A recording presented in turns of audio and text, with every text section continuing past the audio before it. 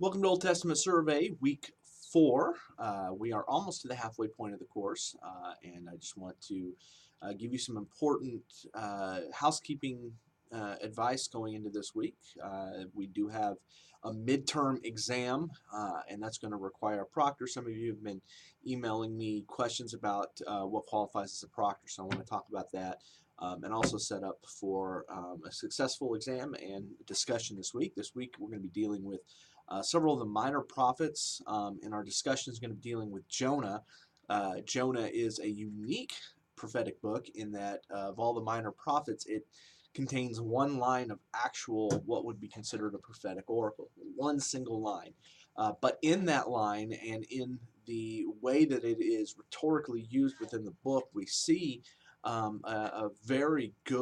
gain very good insight in the nature of Old Testament prophecy and what its purpose is. So that's what the discussion is going to be looking at this week, what makes Jonah unique, and what that one line of prophecy can teach us about the nature of prophecy.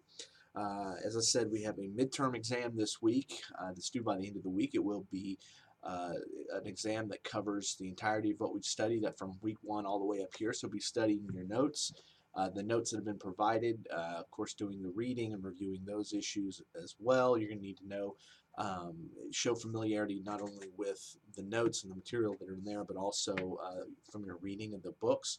That is, can you identify passages and what biblical book they belong to? And the passages that are chosen are going to be passages that you would easily be able to identify if you understand the basic thematic concerns of the books. Make sure you are reviewing your reading and reviewing your notes on that. Also reviewing the history that's behind the prophets. It's a very important element. So you need to know what major events, the rise of Assyria, Babylon, the fall of Israel, things like events like that are major milestones and major historical events that help us and help inform us about the historical context and world of the prophets and the books that we have been reading up to this point. You will need to have a proctor for this exam. A proctor is someone who's going to observe you taking the exam, making sure that you have not used any outside material, such as you can't use notes, you can't use your textbook, you can't use the Bible. It's all got to be just from your knowledge, and the proctor will assure that you do that. The proctor can be anyone who is, one, not a family member. It can't be someone who's related to you by blood or marriage, or it cannot be someone who you supervise in a work capacity. So it can be your pastor. If you're the pastor of a church, then one of the employees at the church can't be your proctor. But anyone else can. A lot of times you can go to a public library, and the librarians are happy to be proctors. I just give them a heads up, you will need to email me your proctor's contact information, so that if I have any questions, I can contact them.